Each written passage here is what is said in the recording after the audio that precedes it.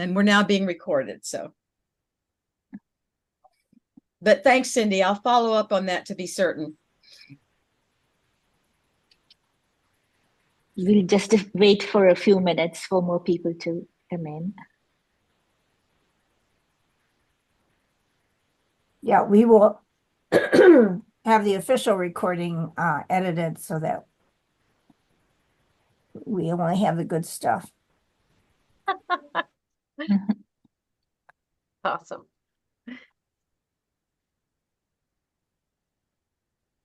Sometimes the best stuff is what happens in these last few minutes before we go live. Well said. Well said. Or after we've already ended the Zoom meeting, which is the other possibility. Okay, does anybody need to test their slides?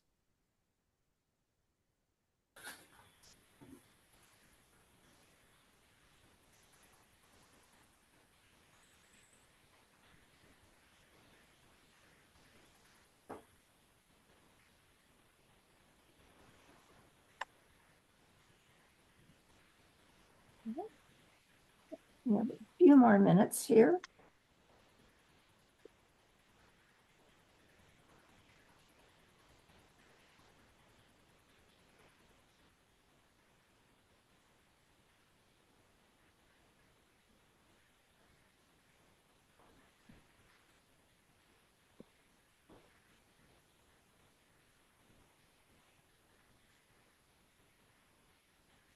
We had just a tidbit of trivia.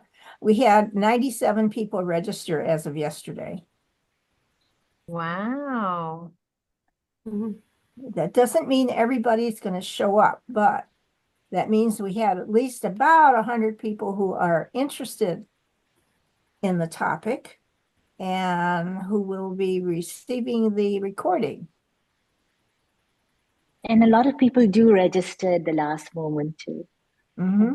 Mm-hmm.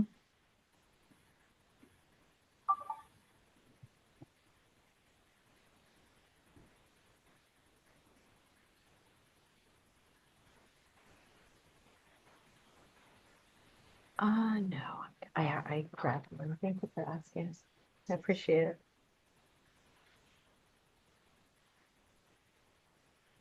Good to see all these lovely faces.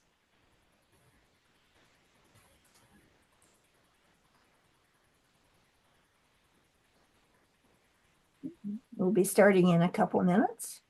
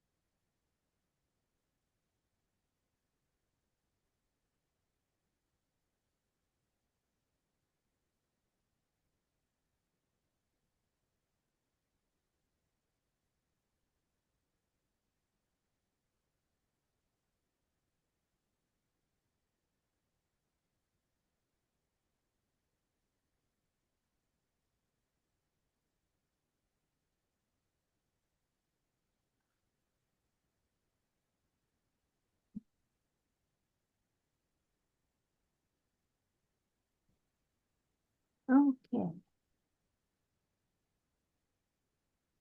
Welcome, everyone.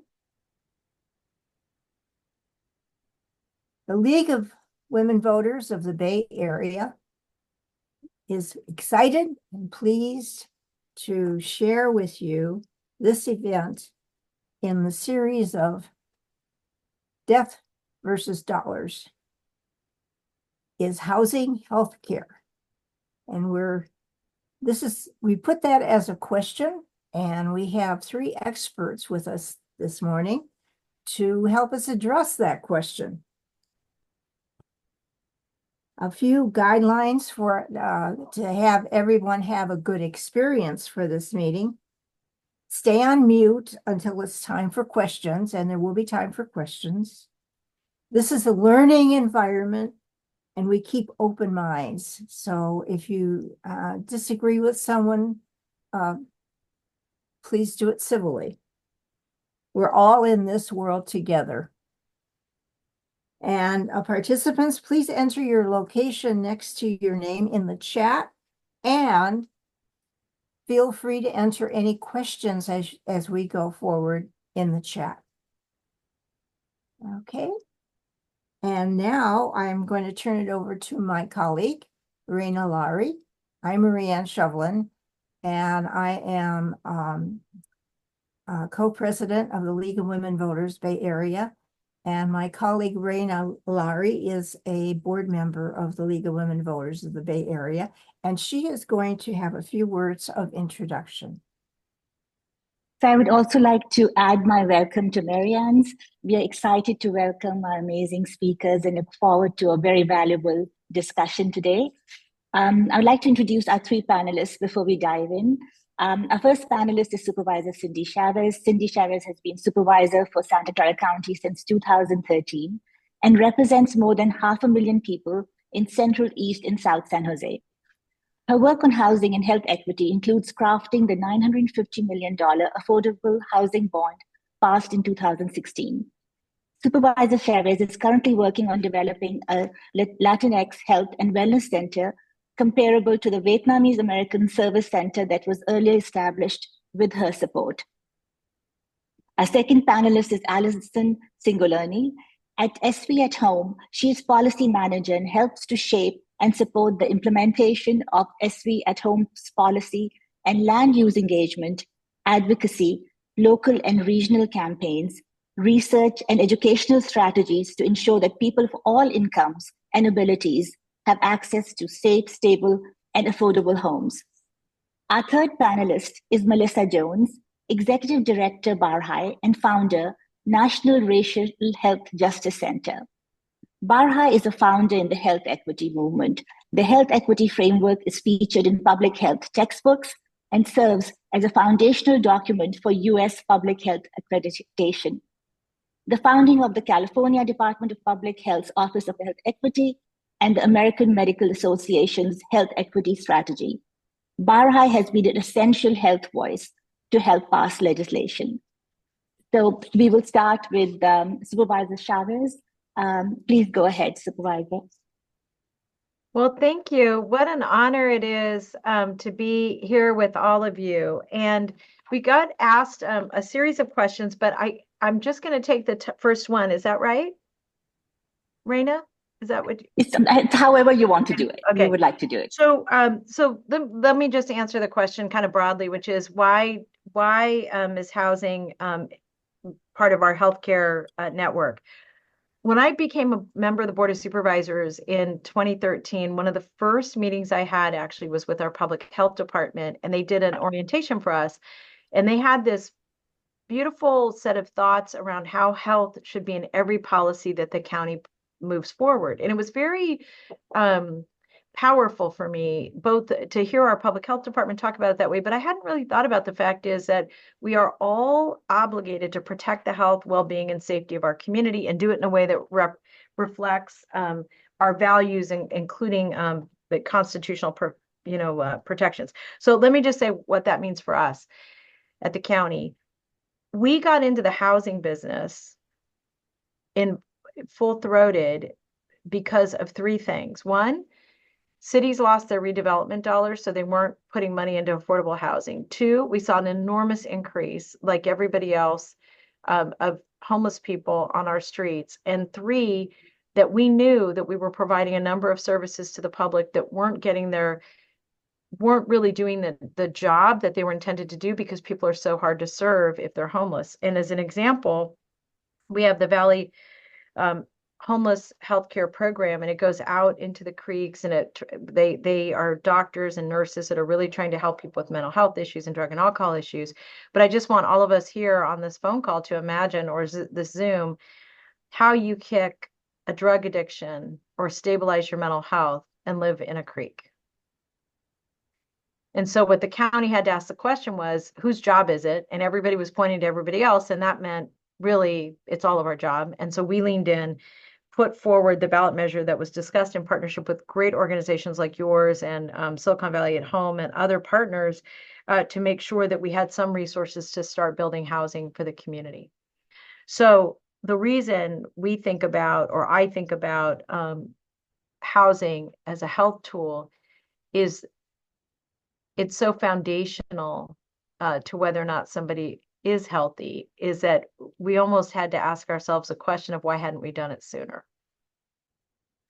Now, the big question is, then what do we do next? So I'm anxious to hear my colleagues speak and then look forward to weighing back in. So thank you. And thank you everybody who's joined us, because this is such an important issue, and so deeply appreciate the leadership that the League of Women Voters has shown, both in terms of being on our Measure A oversight, on helping us shape good policy, on making sure, frankly, that the success we're having, and we've had lots of challenges, but that success is really shared with all of you because of your leadership. Thank you.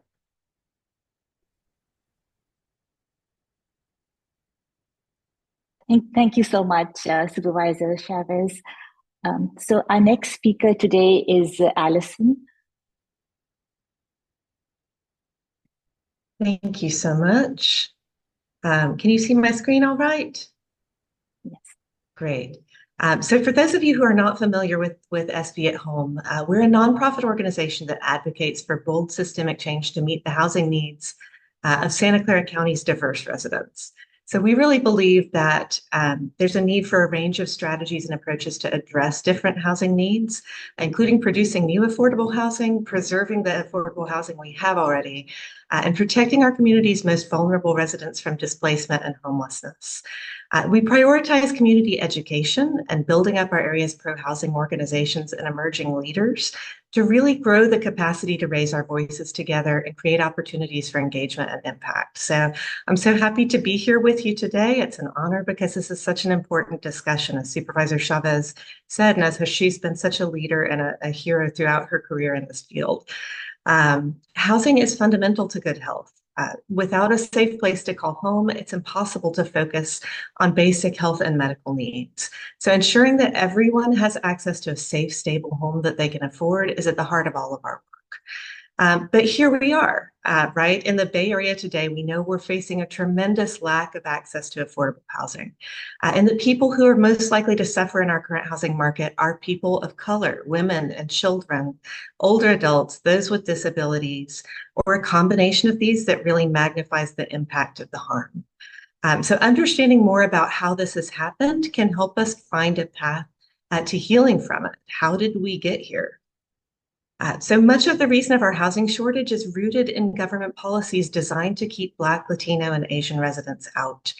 Beginning in the 1930s, the federal government used color-coded maps known as redlining maps to rank the loan-worthiness of neighborhoods in more than 200 cities across the U.S., in a large part on the basis of race.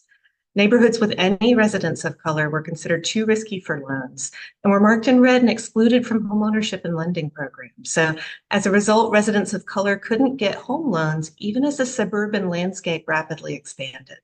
And they were funneled into neighborhoods that then declined from this deliberate disinvestment. Long after the federal government stopped using these maps, private lenders continued to use them with devastating impacts. The federal government also continued to use the same language to shape who was served by government loan and insurance programs.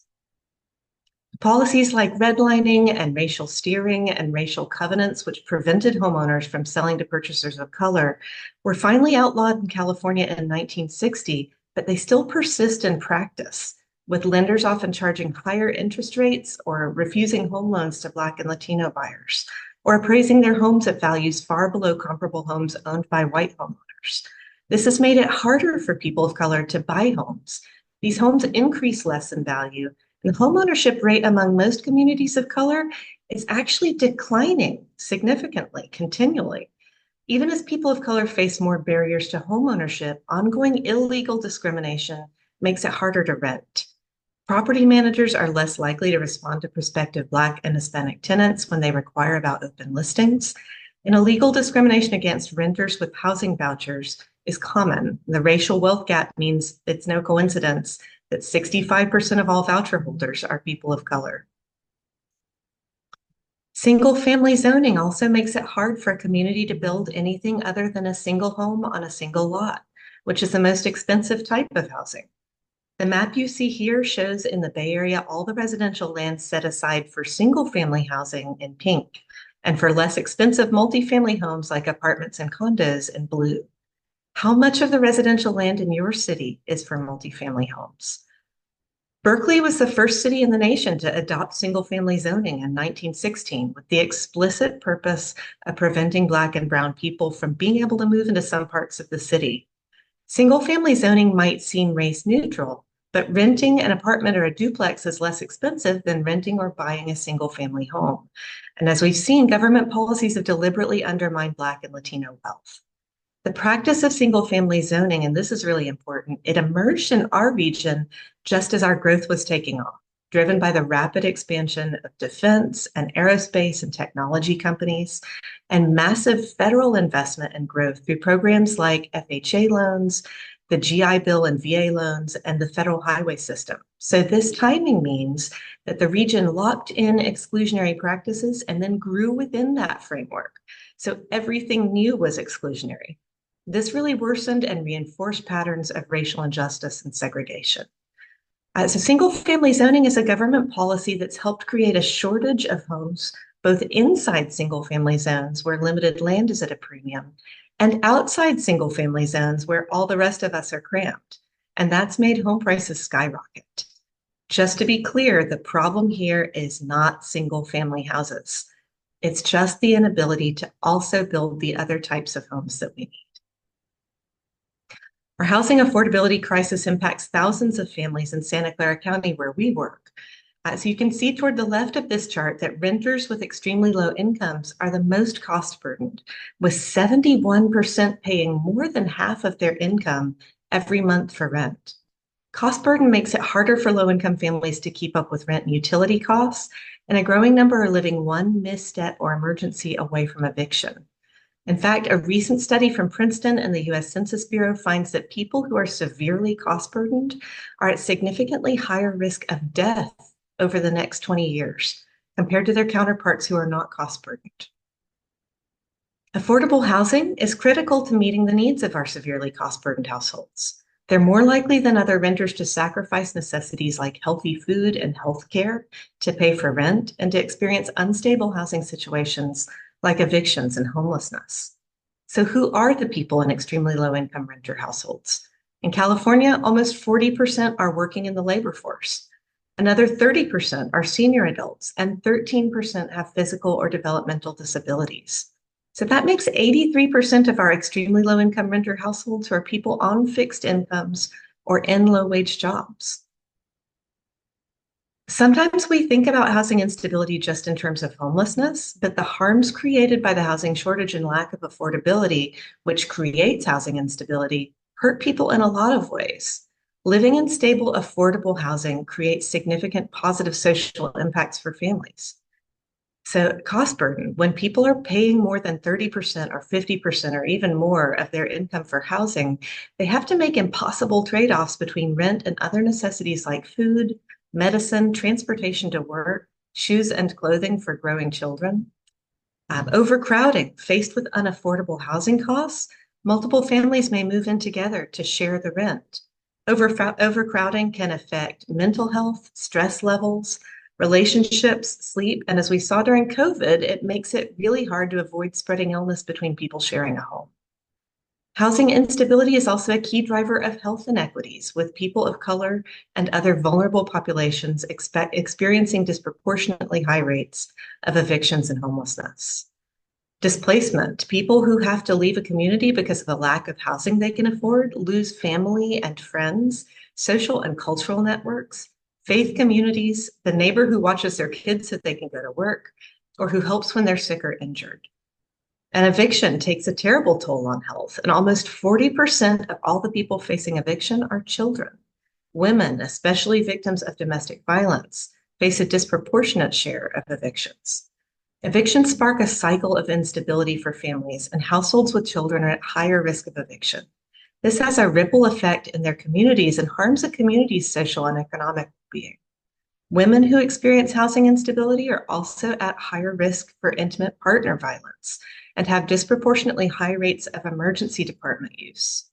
By preventing housing instability, affordable housing helps protect families from job loss, poor health and more emergency room visits, poor educational outcomes for children, and homelessness.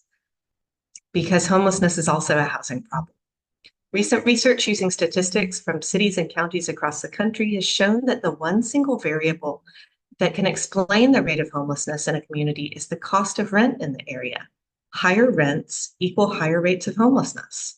So many other common explanations we hear about, like drug use, mental illness, job loss, or poverty, may affect whether an individual falls into homelessness, but don't explain why some places have a lot of homelessness and some places very little. So you can see here on the right side of this chart that cities with higher rents have higher rates of homelessness, indicated by the darker color. Cities with lower rents on the left side here have lower rates of homelessness. That's pretty striking. Housing instability takes an enormous toll on health. The body's stress response system is usually self-limiting. So once a perceived stress has passed, those hormones return to typical levels. As adrenaline and cortisol levels drop, your heart rate and blood pressure return to normal. But when stressors are always present, that fight or flight reaction stays turned on, and the long-term activation of the stress response system disrupts almost all the body's processes. So this puts you at higher risk of many serious health problems. Managing existing physical and mental health problems is also much harder if you're on the margins. Without stable housing, people are less likely to be able to prioritize their well-being. So living with housing instability or homelessness is tremendously disruptive. It makes it much harder to work, to get kids to school, to hold families together, to be able to access healthy food or healthcare and medicine, and then take that medicine. Very few people's emphysema clears up when they're living in a tent or on a different couch every night.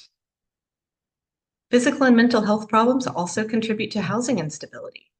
We know we have a housing shortage, so there's competition for the limited number of homes we have left. We can think of that as a kind of real-life game of musical chairs. So for anyone who isn't familiar, in musical chairs, you start out with enough chairs for everyone playing, and then everyone stands up and you take one away. And then the music starts to play as everyone walks in a circle around the chairs. When the music stops, there's a mad dash, each person for the nearest chair. And one unlucky person has no chair and is out. Then that whole process repeats. So if I'm in that musical chairs game and we're all running for the nearest empty chair and I have a broken leg or some other challenge that's slowing me down and making it harder for me to compete, what's much more likely to happen to me when the music stops? In our analogy, I'm out of a chair and out of the game. In our housing market, I'm now out on the street or couch surfing. More than 1 in 5 US adults lives with a mental illness. More than 1 in 4 are living with some kind of disability. Many of these folks are going to face greater challenges in our housing market. Our lack of affordability has also broken our support systems in ways that create poor health outcomes and more instability. We've seen that 31% of our extremely low-income households are older adults, many with fixed incomes, often house-rich and cash-poor. And the chart here shows how quickly and dramatically our population is aging. And this is a real concern for all of us. As we age as a community, we become more interdependent, even as more of us are living alone. Housing plays a big role in whether or not we're living in a way that allows for that connection that we need. Unless you're fabulously wealthy, you're usually somewhat dependent on family as you age. As we age, our risk also increases for falls and chronic diseases like heart disease and diabetes. So we know these risks are greater without access to mobility, if we're socially isolated, if we have trouble with access to healthcare. Family and social networks are essential to sustain independent and active lives. Anybody who's reached that point where they're caring for aging parents know the needs and emergencies are often unpredictable. So thinking back on how housing costs and instability make it more difficult to respond to shocks or changes, health needs of our parents can be that shock. If your mom is in the emergency room and you're going to leave work, and if you can't afford to leave work, you're in trouble. Think about a health emergency without healthcare or a series of new doctor's appointments that require transportation. The reality of growing old puts a strain on our family and community, which is often struggling to manage the stuff they already have on their plate. And our families are being pushed out. There are demographic changes in births, but we're also tracking school enrollments that are much lower than we would have predicted. When adult children can't afford to stay here as they become independent and establish families of their own, we're breaking those family and social networks and creating a care resource deficit. This can really strain family finances too. The grandparents who may have been able to support their children's families with childcare or emergency care are too far away to help, and the annual costs of childcare are increasingly out of reach for most working families. When families are pushed out of the area, they lose that support, which can also contribute to housing instability. Aging communities need housing for all. Functional communities will include a diversity of accessible housing opportunities that people can afford. The affordable housing we already have has measurable health benefits and cost savings. A study by the California Housing Partnership analyzed the impacts of the existing affordable housing we have in Santa Clara County already and find some enormous public health cost savings, which of course are reflecting better quality of life and better health outcomes for residents. Among other factors like income and education, housing dramatically influences a person's physical and mental well-being. The most obvious way is the quality of the housing itself. People in lower cost housing that's poorly constructed or maintained may be exposed to lead paint or water contamination and a slew of other environmental risks that more affluent folks are not having to deal with. Those can lead to chronic health issues for children and families and seniors, which come at enormous and preventable public health costs. When a person's home is unaffordable, health factors like healthy foods and doctors also become farther out of reach. But when people have access to quality and affordable housing options, they're far less likely to face those environmental threats and more likely to have income for healthy food options and routine medical care. So what can we do about it? We were talking about this a little bit before everyone else joined us.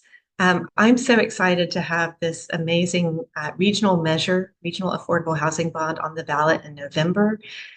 For the first time, every community in the region is going to have the resources to be able to do its part, like Santa Clara County has been doing as a leader in the affordable housing field. So this is just one way that we can begin to address this. There are many other ways that we need to, but it's a really important one. I'm excited that on June 24th, the League of Women Voters of the Bay Area Board voted unanimously to support the bond measure that will appear on your November ballot. So you can all play a big role in that. With that, I am going to stop sharing and hand it back over. Thank you so much.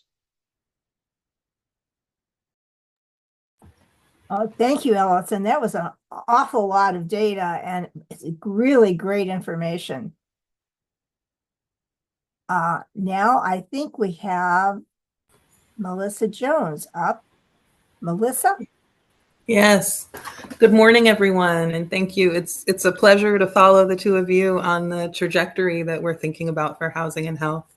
And so my name is Melissa Jones. I'm the executive director at BARHI. We're the coalition of the Bay Area's health departments. And they formed us as a coalition to think about the issues that impact health outside the doctor's office. The public health departments of the Bay Area think about things like disease burden, differences in life expectancy, and try to think about how to create the opportunity for the most health for the most people. And one of the things that they've noticed over the years of doing this work is that there are things, so many people think about what happens in the doctor's office and its impact on health. And those things are incredibly important. That's why there's been all the work around healthcare access and making sure doctors and patients can connect to each other in ways that are moving health forward. But there are also many, many things that are happening outside the doctor's office that are important to health. And that's where we come in. We're known for something called the BARHI framework. And that framework focuses on the things that impact health outside the doctor's office, like housing affordability, like economic opportunity, reduced stressors, either through family connection or belonging or absence of racism, that tend to have a huge impact on health, the kinds of things that Alison actually just spoke a lot about.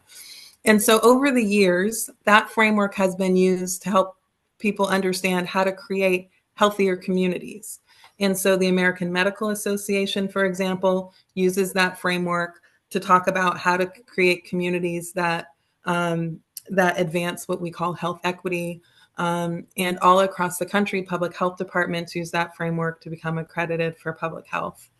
And here at home in the Bay Area, we partner with many groups to help many organizations find their way into creating healthy communities.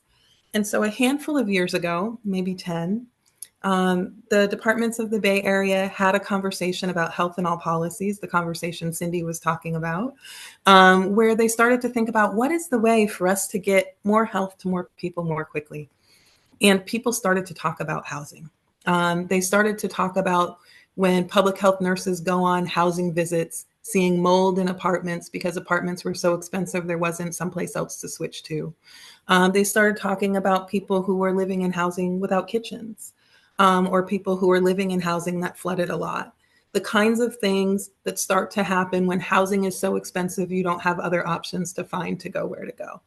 And then they started to put together an understanding of what that was looking like, not just in a couple of cities or a couple of counties, but for our whole region. And so together with the Federal Reserve Bank of San Francisco, we published a brief, Housing Stability and Family Health, that I just put in the chat. And that brief really focused on what are the housing cost burdens across the region and what do they mean for health? It was the precursor to a lot of the data that Alison just shared with you.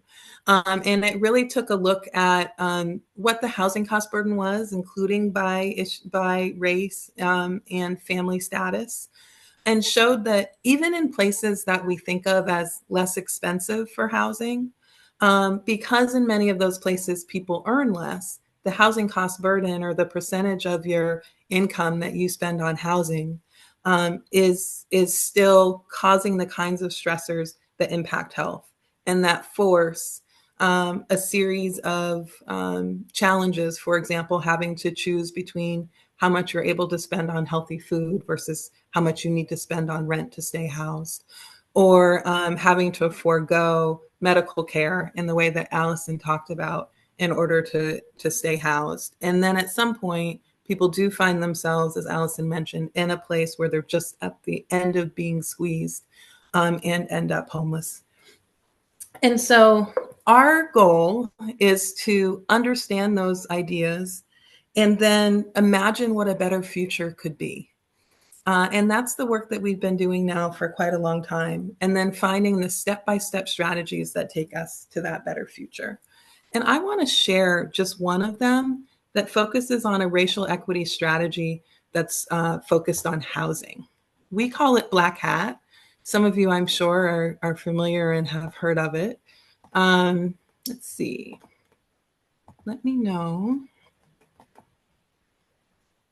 Can you see a first screen? Yes. Yes, thank you. Okay, I'm going to take you through a conversation about, for one community, what the cost of housing has meant. This is the BARHI framework that I mentioned earlier. And this is a graph that shows you the changes that the Black community in California is experiencing. We have done a lot of research with the Urban Institute focused on changes in Black population in California, because many of us who have lived it have felt the incredible change and loss of population across the region. Some of you might remember that similar conversation about families many years ago in San Francisco.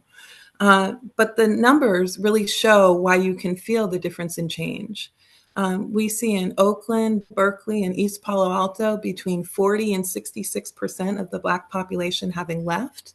And the moves being in very significant numbers in the green, Brentwood, Elk Grove, Antioch, et cetera, that are very substantial.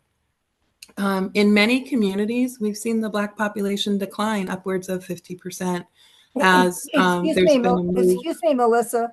Could Yeah. you enlarge your screen, please? Make it full screen. Okay. Yes. It's not showing slideshow? Well, it's showing, but it is too small. Better. That's so Yeah. helpful. Yeah. Thank you. I didn't want to be the only blind. There you can see those numbers. but very significant declines, 40%, 43%, 49, 66%, and similar as well in Southern California. In fact, similar in metropolitan statistical areas all across the country. And it's about that cycle of exclusion and disinvestment that you just heard about a moment ago from the panelist prior. And what we've done is start to imagine what a different strategy could be to address the needs of Black Californians across the state. A number of organizations have formed the Black Housing Advisory Task Force, which pools the expertise of health staff, Black housing developers, Black housing advocates, and CBOs and allies to start to share this data and think about what can we do to develop the next stage of communities designed for Black health. Because those moves can be an opportunity too to reimagine what the community is that people move to next. What we found for Black communities across California is that those moves have been in two parts. They have been moves that have been focused on a search for first-time affordable homeownership and moves for affordable rentals. And so we have a number of communities across the state, you'll see them here, that have signed on to focus on designing the future of communities for Black health. And they include a number of allies and supporters. And so there are 50 Black-led organizations across the state working on this, and another 20 set of allies and other supporters looking to design a Black housing and community resilience pool. Really focused on talking with funders and other people who contribute to social causes to start to plan what community resilience could look like and next stage community building could look like for Black communities. We've been advancing the statewide strategy to do that focuses on three parts: community planning and organizing that envisions what that new, beautiful future can be.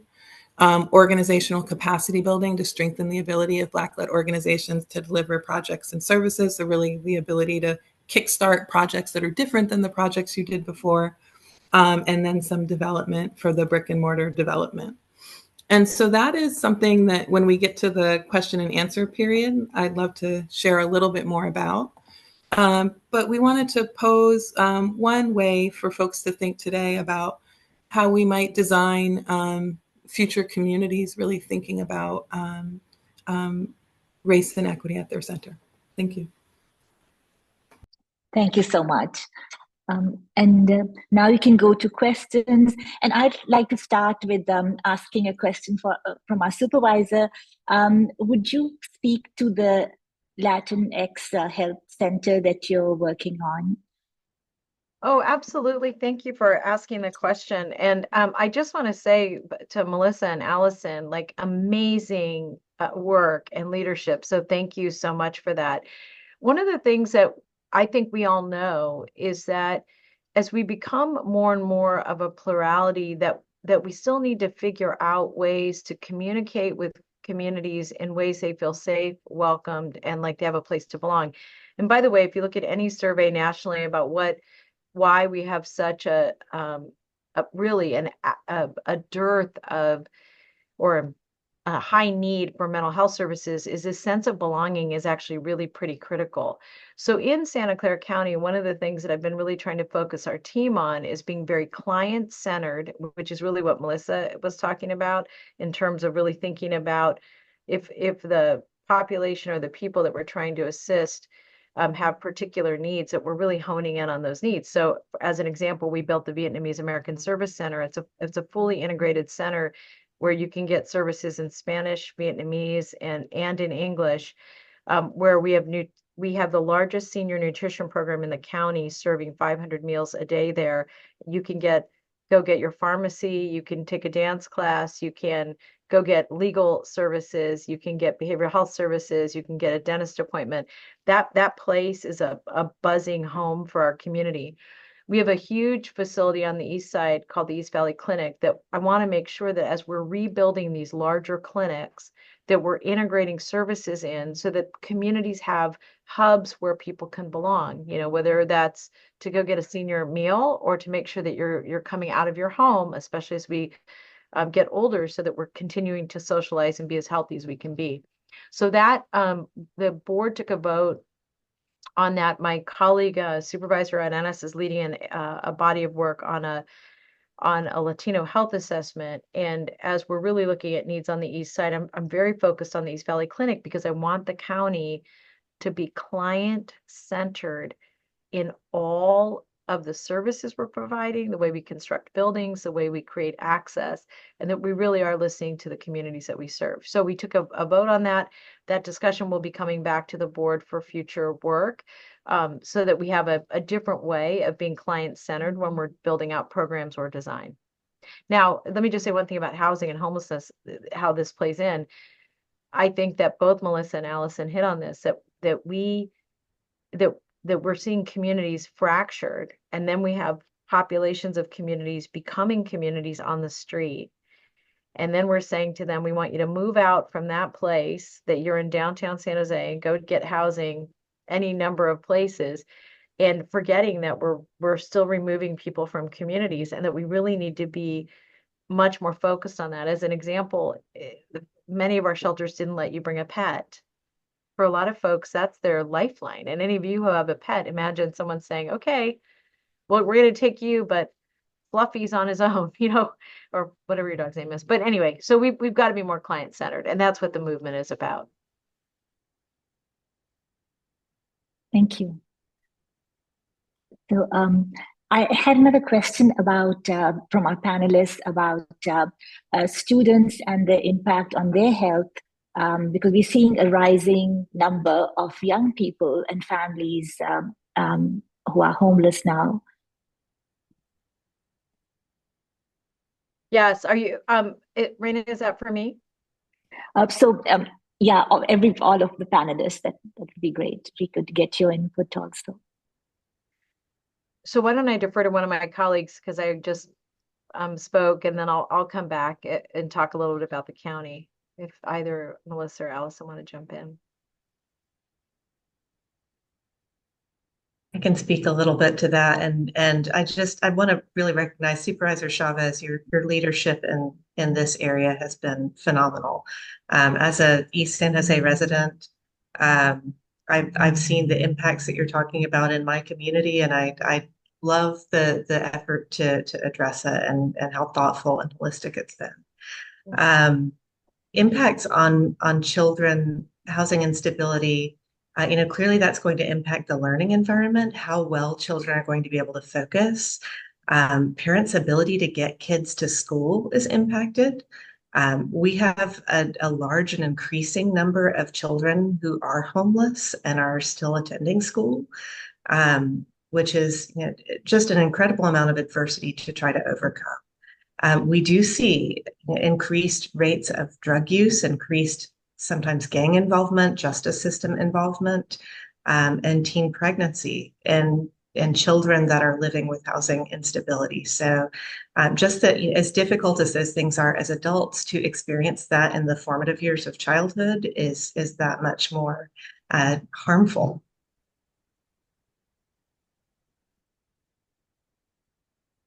Mm-hmm. Melissa, do you have any input on that? I know that there's also a huge problem for students that are in the community college age group. Mm-hmm. Mm-hmm. Yeah. No, I don't have anything to add there. One thing, if you don't mind, so first of all, I just want to acknowledge that the profound problem we are having with seniors and children is we just have got to say out loud, we are turning children out onto the streets, and we are turning seniors out onto the streets. And when I say we, I don't mean us. I mean, like, the collective problem is a meaningful one. So let me just talk about kids for a moment. I attended a couple of graduations, and at one of them I was sitting next to the superintendent, and I said, tell me a little bit about this class. And they were explaining to me that of their schools, that this is high school, that they have almost 40% of high school students staying into the evening to get dinner before they go home. So doing their homework, getting dinner, and going home, because they do not have enough food stability in their homes. about a third of all of the kids in the entire in this entire district are either homeless or so homeless they have home instability that they're considered homeless. And I say this because they're all, and by the way, I'm watching a graduating class of children that I can't even understand how they graduated. I mean, it's such every burden you can imagine. And so what it means for us is that better understanding what Alison so ably talked about in terms of how the cost of housing is giving people almost no options in their own communities. And there's a lot of significance to that, both in terms of whether or not children finish school. And I think Alison's point about what happens to children who are not in a stable environment. And the thing that I just want to say aloud is that we have children who are in foster care who have that same experience, and almost as soon as they are aged out, and we're trying to soften this so that we're really helping children launch in a healthy way, but we could probably say of the kids that we know that are in our foster care system, the percentage of them that will become homeless or unstably housed is almost 100%. So we know that we've really got to dig in on prevention. And that part of the way we can do that is deepen our partnership with leaders like Raina, who know the importance of stabilizing lives for children, which is why she's on the County Office of Ed Board. And we have to do a better job, we collectively, of acknowledging that we have this problem, and then on our watch, we are not going to have homeless children and families, and we're not going to let seniors get priced out and, living on the street. And those are preventative opportunities that we have. So in addition to building this housing, and I'm so excited about this measure, we've got to dig into prevention. It is just the right thing to do. And I think we would see less and less challenges with people with mental health issues and drug and alcohol issues if we really invest in prevention. And it's so much less expensive. I mean, that's the thing. You just want to say, I could have had a V8. You have to be a certain age to know what that means, but you could have had a V8. Thank you. So, Melissa, I believe you have worked on some legislation, and if you would like to speak about it. Yeah, we really try to bring health voice to a lot of important issues around housing. And so we have done that with the work around the state in California, the efforts to have a sort of cap on how much rent can increase in a given year. And so we supported having health directors and officers talk about the differences they saw when people were stably housed, when they weren't suddenly facing a rent increase that meant they couldn't pay their rent. So we've done that for that. We've done that for focusing on paid sick leave and extended paid sick leave. So that making sure that as people get sick, they can afford to stay home because it's better for everyone around them if they're not sick and out at work. And it's better for them if they can be healing, resting, doing what they need to do to take care of themselves. And we think all of those things combine, right? The issues of pay, of stable income, of not having income shocks, and then not having housing cost shocks are flip sides of the same coin for creating the stability in a family budget, to really be able to plan for your family's future, and to not be vulnerable to the waves. And so for us, the new ballot initiative too is an important part of that. And so being able to have the resources that get to the kinds of housing we need, so that we can have more and more people housed in more and more housing stability in the Bay Area feels really important. I know for those of us who have been here a long time, these last few years have been different than anything we've seen before. And that really is about the cost of housing. And so it is important to have some really great solutions. Melissa, could you say some more about the Black Hat program and what does the acronym stand for? It's the Black Housing Advisory Task Force, although they love it to just be called Black Hat, which is, and it really is, it's a community of people who just love the Bay Area, love California. We've all been here a long time. and are committed to making the future for Black Californians really happy and strong. And so a number of the people there are emerging developers. And so, sometimes you drive in a city and you see a small lot and you think, why isn't there a small apartment building there? They are the people who are helping build those small apartment buildings to get more people, more housing. Some are community development professionals. They might run a community development corporation or an affordable housing provider. And some are trainers that help people prepare their finances and then prepare to get into their first homes. So it's all people who are thinking about how can we help people be stably housed here in California and live the next phase of their dreams.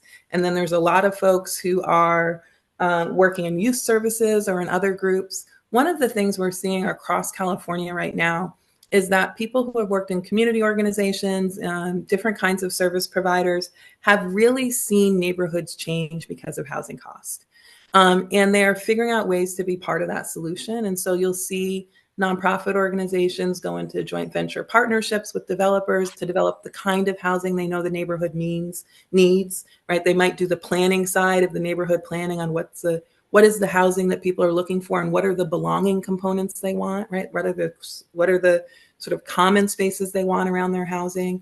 What are the kinds of businesses they hope might come into commercial space? Preparing people with entrepreneurship pipeline programs so they're ready to locate in that commercial space. That's the kind of work that these groups are doing. Yeah, thanks for the question.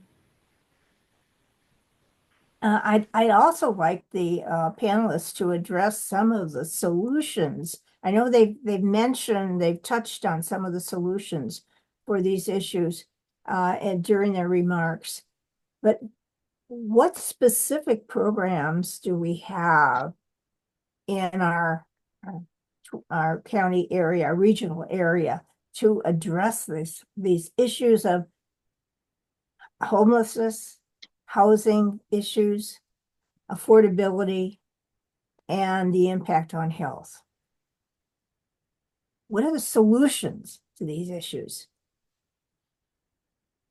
And let's start with Cindy. Are you trying to speak? Well, you know what? I was going to jump in and say, yes, let's talk solutions. I love that.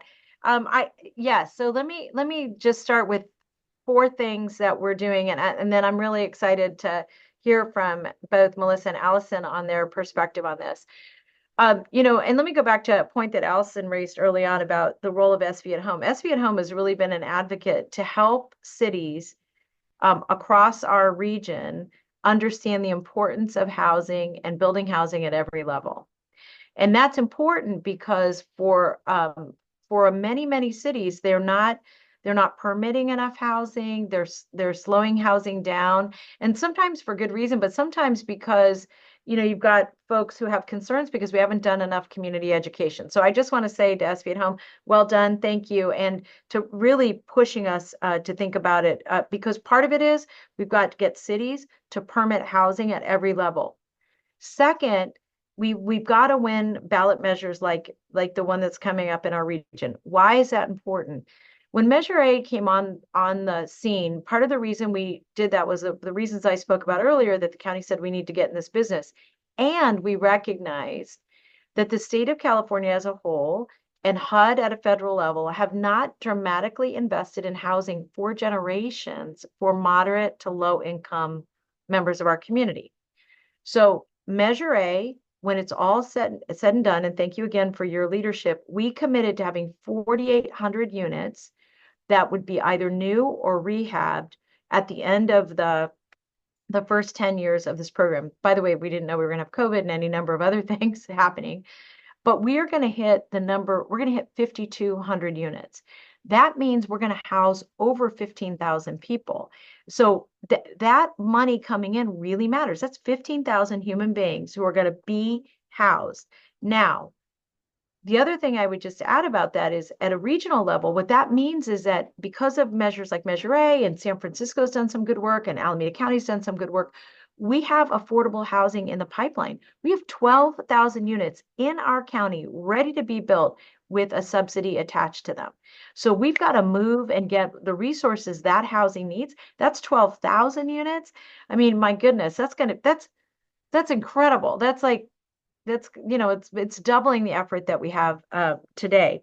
So one is we've got to invest. The third thing is what I said earlier, we've got to do more on prevention. So one of the programs that the county's doing really this started under the leadership of Senator Cortese, and now President Ellenberg has been really involved in this, is we are providing universal basic income and targeted on these foster youth that I was speaking about, because we want to get them stabilized, get them through their community colleges, get them in their jobs so that they have a better shot at really being able to survive in our community or thrive in our community. And that's just one program. That's just one example. And then the last thing I'll say is that I do think this point about like, how do we make it less expensive? I think we have to be thinking about some pretty dramatic policies, including looking at how we address the vacant units in our community. And there are many. And I don't know the right answer to that, but it's one of the things that we need to tackle.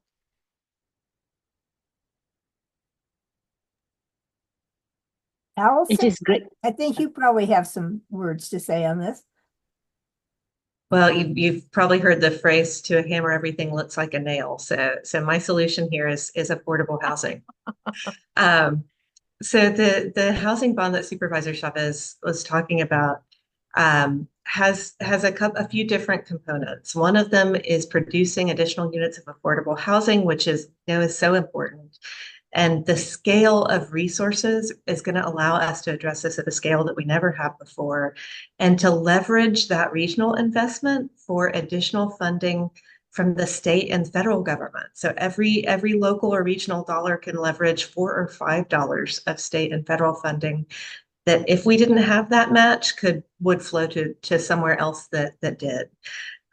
There's also 15% of the funding is set aside for housing preservation. So we know that most families who are lower income live in housing that is lower cost, but is not deed restricted affordable. So the rents could go up at any time. The reason that it's lower cost, unfortunately, often has to do with quality. So this is older housing that may not have been well maintained. Some of those environmental risks, lead, asbestos, mold that Melissa was mentioning. One of the ways that preservation money can be used is to purchase those apartment buildings, purchase those, and to rehabilitate them, to remediate issues like mold or lead paint or asbestos, and really not only improve the quality of life for the people living there, but also place deed restrictions on that so that it remains an asset to our community that continues to serve families for years and years to come. So I'm really excited about that aspect, as well as the tremendous amount of funding for affordable housing production. Yes, I agree. Those are all very important. And I think we have a really big opportunity to really push that forward this fall. The other thing I would say is a lot of the other piece that we're talking about is belonging, right? How do people find their belonging in a space, whether seniors, whether young people of different communities that are in the Bay Area. And so I think for that, we also need to do some thinking around what is the client focus, the planning focus that can really help develop the kinds of communities people are looking for next. And so this is less about housing and just more about the full circle of community development that we think about. What are the parks and open spaces that give people a chance to get to know and meet each other over time?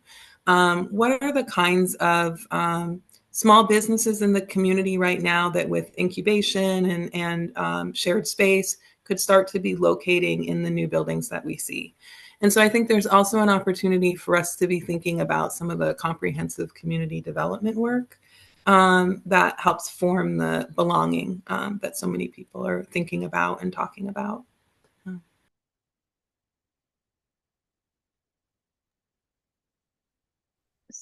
So we do have some questions in the chat. So Sharon Crane is asking about what services will you be providing to people who may need mental health and or substance abuse support, and where will the money come from? Is there any funding available for those purposes? Yeah, and are people with lived experience who are part of the planning process? So let me jump in on that. I can speak about Santa Clara County and also just about the what programs, like how do we integrate people with lived experience? We work very closely with an organization called Destination Home that has a lived experience board, and that board gives a lot of input to the work that we do. I want to go back to a point I raised earlier about how much more client-centered we need to be. So I want to say we're not close to where we need to be, and we need to keep digging in on that. What happens now is that when we get somebody and we can house them, we try to, especially if they're extremely low, very low income housing, so a person, and if they're a person who was formerly on the street, we're housing them in these new developments or these rehab developments or using vouchers, and we're providing mental health and drug and alcohol services to them. And the way we're doing that is we're making sure they're signed up for medical insurance in our state. And thanks to Obamacare, we're able to provide quite a lot of services. So what we're doing is we're patching together maybe a HUD voucher for them, along with making sure they're signed up for services. Now, and in many of the facilities or the homes that we're building, we're adding in places for them to get counseling and services right on site. Now, I saw an earlier comment, Daniel, that you raised about like how do we do a better job of stabilizing people so that they're able to live in these housed environments in a safe, productive way. And there are a number of issues, a number of ways we're trying to address that. Some is through mental health services, some is through making sure they have the drug and alcohol services they need. The other is making sure that the tenant associations are strong in these organizations and people are better able to hold each other accountable. But also, these are new developments where we have a relatively high number of high need people together. And so one of the things that we've been trying to work on is improving the management of the facilities and the way that they're designed in a way that recognizes that there are high need folks there. So as an example, in one instance, it meant that we had to think about security in a different way and at different times of the day and how the security interacted with the people who live there. Some of it is making sure that when we have clients that are really high need, that we're attaching services to them right away so that they can stay in that housing. Now, there's good news here, which is that over a 3-year period of time, even people who have serious mental illness, we're able to keep them housed at on almost 97% rate. That is tremendous, and we're moving in the right direction. But to your point, we have a lot to learn about how we do all of this better. And I would just say this to all of you, like, especially at the league, I think it's really important that you continue to hold us to a high bar, and we have to be honest about what we're doing right and well and what we're still learning. And I would say that's an area, Daniel, that we're still working on. Thank you.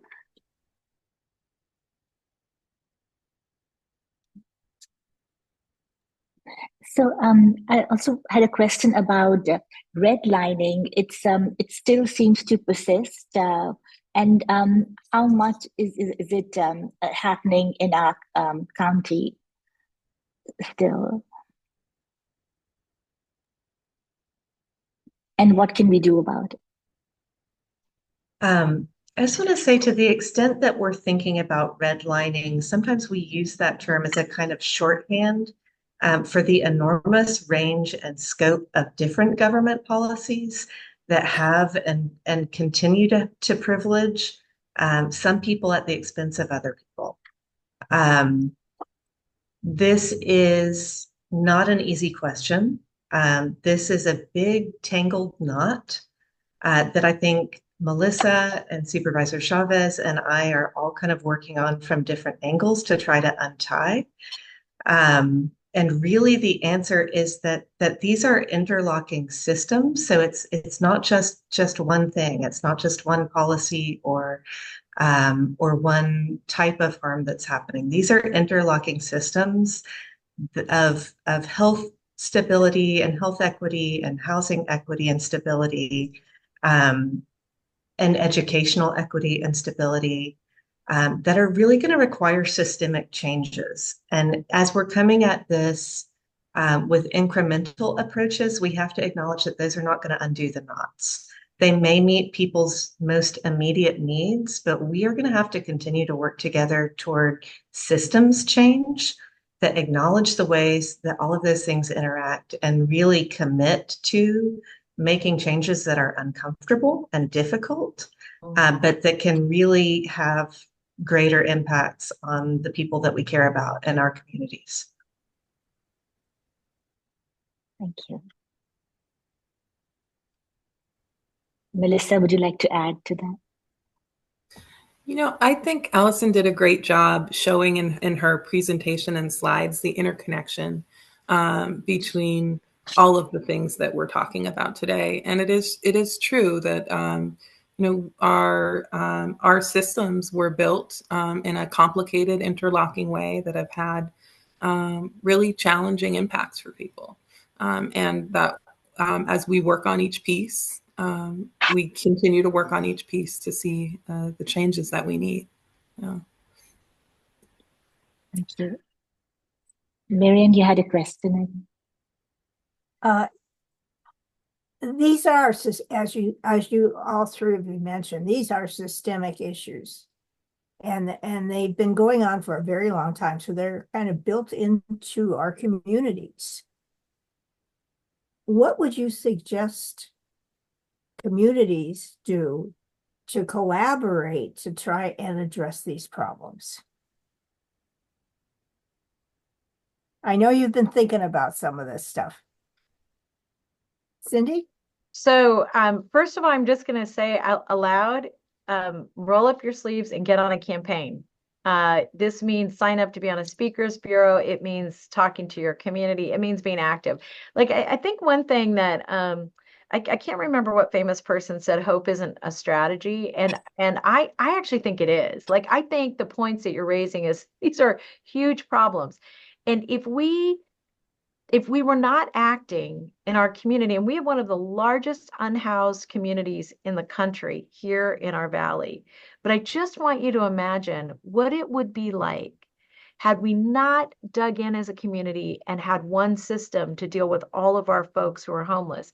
We have housed, and I forget the number, but I'm just going to say, it's safe to say that we've housed already maybe 15,000 people who would be on the street. And the reason I say that is that, we have to say, we know it's hard. We know there are economic forces that are up here that we don't have any control over. But at a grassroots level, and you all know this because you're organizers, you're members of the League of Women Voters, that the only way things change is a small group of people get together and say, not on my watch. And so on our watch, the reason I think this regional measure is so important and digging in is so important to help is that on our watch, we really could get ahead of this problem in a profound way. And we have to support policies that may seem counterintuitive to people, like a universal basic income, which really means we are giving people $1,000 or $500 a month to stabilize themselves. And what we're seeing, which we already knew, but from the research we're seeing, people are more likely to be employed with these jobs and stay in school. That's what we're already seeing with our short experiment. So there's so much we can do, but we've got to make sure that our voices are heard, letters to the editor, op-eds, talking at community meetings, all the good work the league already does, and double down where we know we can move the ball. This ballot measure, if it passes, it's going to pass by a squeak. Like you're going to hear that noise. So what that means is every single person's going to matter. Everybody who can help is going to make a difference. And it will take all of us, really all of us, to make it happen.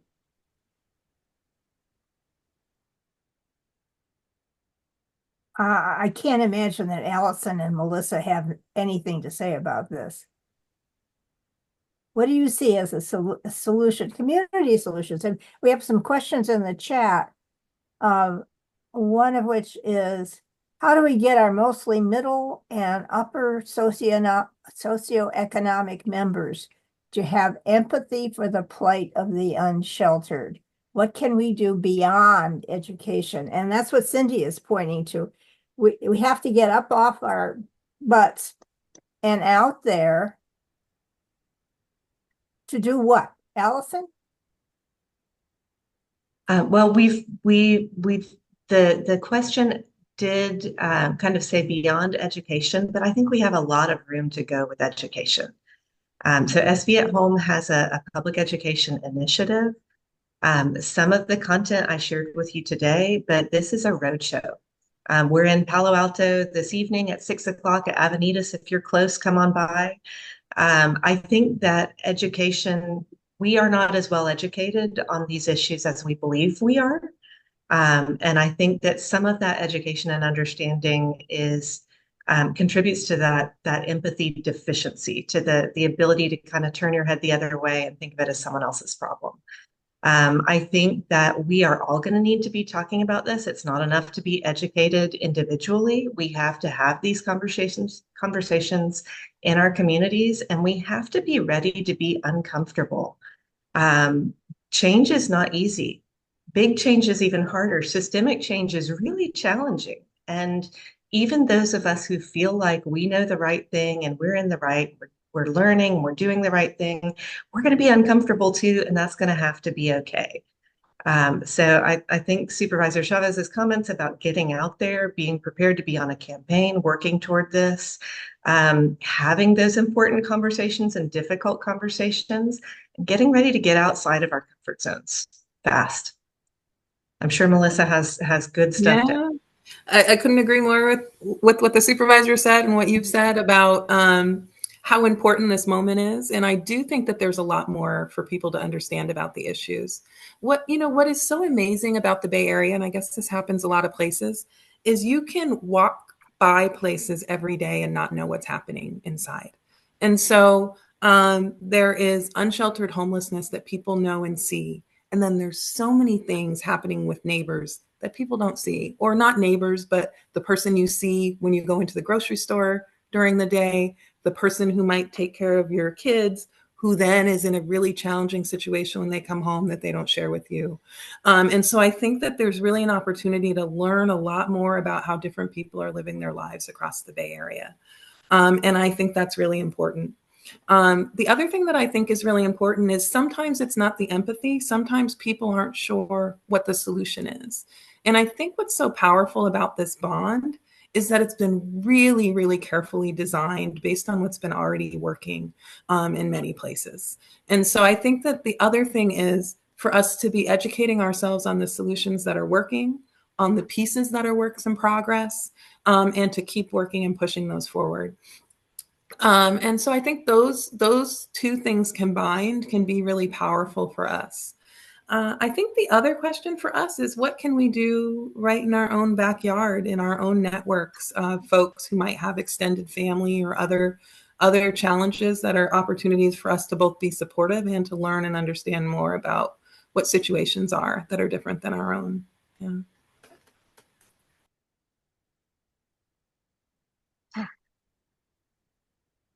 Yeah, I think what's coming up a lot is community. Somehow we have to instill that more because I see with the students, mental health problems are so prevalent. And I think we've kind of lost that community feeling, take care of each other. So do our panelists have any last thoughts on housing equity and health equity?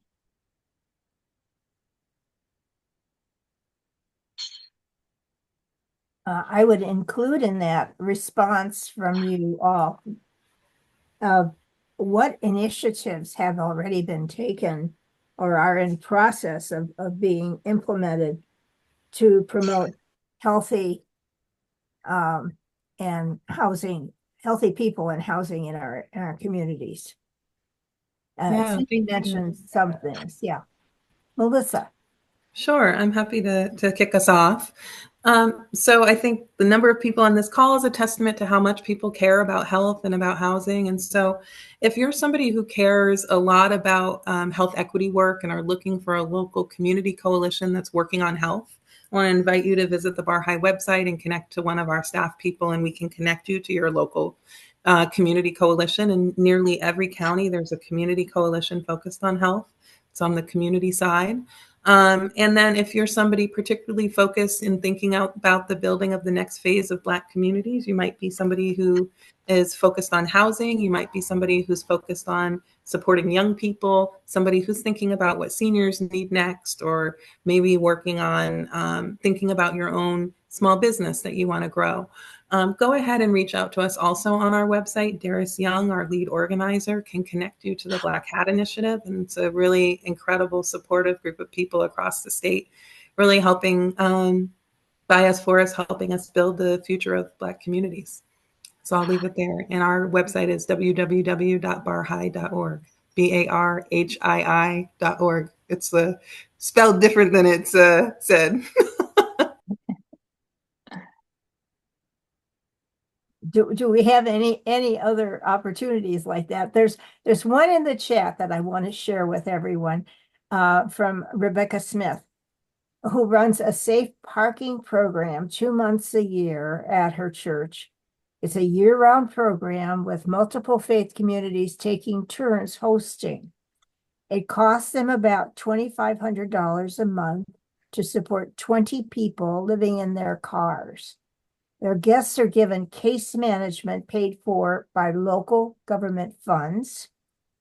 And she wishes that our electeds would use their bully pulpit to encourage this private-public partnership to help our unhoused population and move them into housing. And I know I was part of a church program that also did something very similar to that some years ago. So I just wanted to share, this is local community activism in process, but it's just a tiny, tiny piece. Any comments? I mean, I think I'll just take that as the elected official on the panel, I guess, to say that I think that's right, that we have to keep, keep focused on what's working. And I think these public-private partnerships I know they are profoundly helpful. We see them in our own county. One recommendation I would make is that for whatever community you live in, is find the couple of elected champions that you have and strategize with them about the communication plan you think would be most effective, because it depends very much on the district you represent and the programs that you want to promote. But I think you will find elected partners that get very, very excited about this. The other thing I would say is that we always need to encourage new partners. And so, hosting events and conversations and inviting elected officials is really important. I do think we have a lot of folks who are running for office who have very strong feelings about housing and development, and those feelings, I think, and experiences and knowledge can really be informed by the good work that you all are doing. And I'll just give one example, and that is that years ago, the Silicon Valley Leadership Group used to do a roundtable around housing and housing projects, and they would invite business, the corporations and their representatives, community members and their representatives, and elected leaders, and they would do these education forums, and they were very helpful, very, very helpful. And you would get, invited and sometimes pursued to come, which I thought was great, because that's how we learn. That's great. I'll just say that we have found that elected officials are often fantastic partners, particularly in jurisdictions that are not in our biggest cities. A lot of times they may not have the bandwidth to kind of track everything that's going on. So don't assume because you don't see them in a leadership role on this issue that it's because they don't care. Really seek out those conversations. In most cases, your elected officials are delighted to hear from you and often willing to be great partners. I'll also say those small pieces that feel like just a small thing do add up. they really add up. So don't be afraid to reach out in your community and partner on a small solution, because even small solutions are impacting lives in ways that make changes. And if enough of us are doing small things as well as the big things, we're addressing those immediate needs as well as working toward the bigger change, then we can really move things. And my last plug, make sure you vote in November for the $20 billion Regional Affordable Housing Bond, Regional Measure 4 RM4 on your ballot. Make sure that doesn't get by you.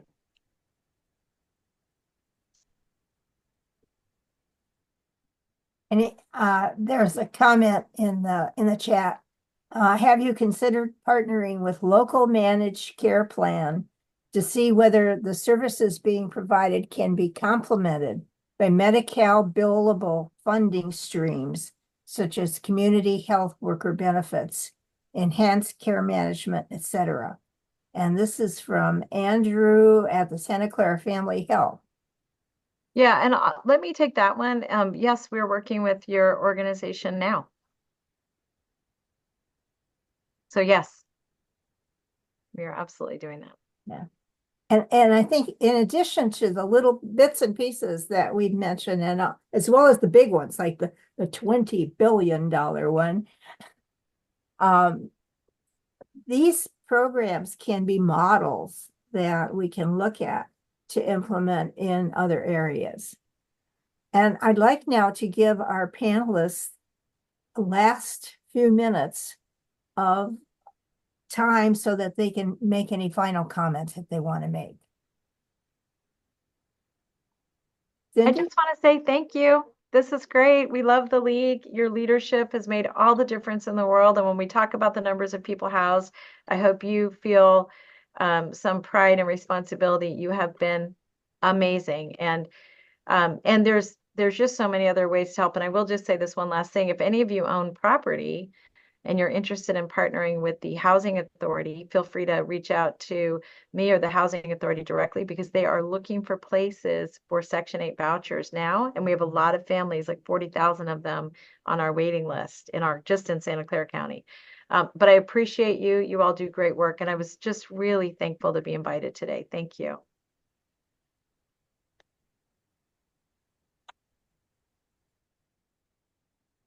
Yes, thank you. Thank you to the League of Women Voters, and wonderful to be on the panel with all of you today. See you again.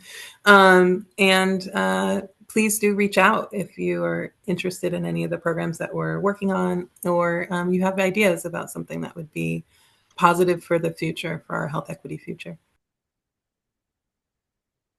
And likewise, thank you so much. We really appreciate the leadership of the League of Women Voters, and all of your chapters here in the Bay Area. I really appreciate the leadership of Supervisor Chavez and Melissa Jones. You're amazing, and it is humbling and delightful to be able to speak on a panel with you, and to all of you that are here today. It makes my heart warm to see the number of people that care and want to be involved and want to get to work on finding real solutions. Thank you so much to our panelists for being here and for the amazing work each of you are doing. Really appreciate you. Thank you so much. Be well all. Thank you. Bye.